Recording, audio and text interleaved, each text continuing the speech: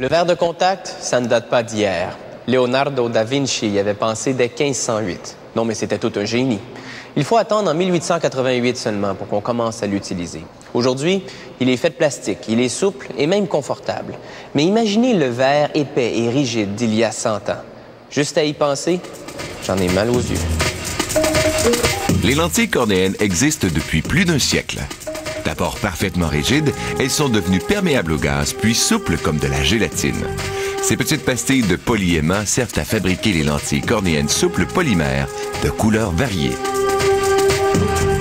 On aperçoit ici la prescription d'un patient, essentielle à la fabrication des lentilles.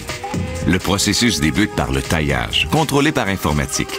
Les données sont fournies à l'ordinateur qui contrôle un tour numérique. On débute en taillant la courbure intérieure de la lentille. Ce tour numérique informatisé, tournant à la vitesse de 6000 tours minute, est muni de diamants industriels. Il taille la surface interne, celle qui touche la cornée. La surface interne doit être exempte de toute abrasion et de toute imperfection. On la polit avec une pâte abrasive micromisée. Le polissage est une étape cruciale, car elle permet d'assurer un excellent confort et une vision parfaite. Un technicien mesure l'épaisseur de la lentille avec une jauge extrêmement précise. On taille maintenant la surface externe, celle qui touche à la paupière. La lentille est collée avec de la cire tiède spéciale. Lorsque la lentille sera terminée, on enlèvera la cire avec un appareil à ultrasons. La cire prend la forme voulue en seulement quelques secondes.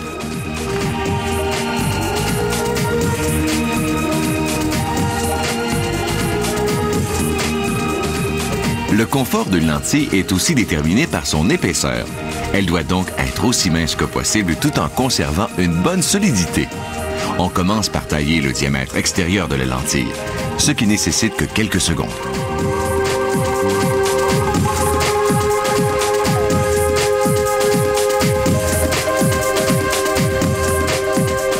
On polit maintenant la surface externe de la lentille.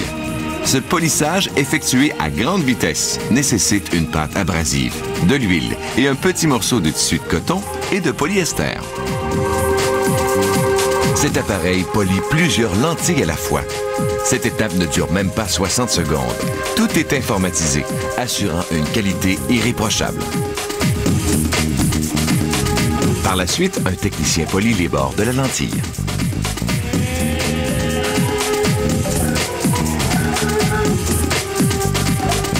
Puis, on hydrate le polymère afin qu'il devienne souple.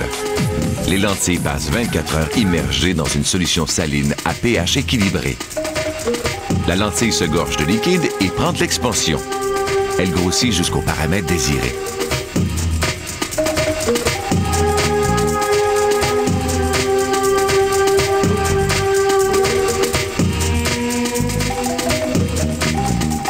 Ce topographe optique sert à vérifier, grâce à une distribution de couleurs, si la répartition des puissances induites dans la lentille est exacte, assurant ainsi au patient une vision parfaite. On procède ensuite à un autre essai important. Les lentilles souples, fragiles, sont toujours manipulées avec le plus grand soin.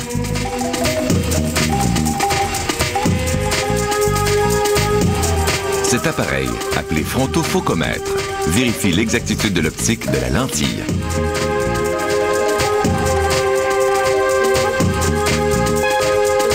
Les lentilles sont maintenant terminées et nettoyées. Puis, elles sont entreposées dans des contenants remplis d'eau saline.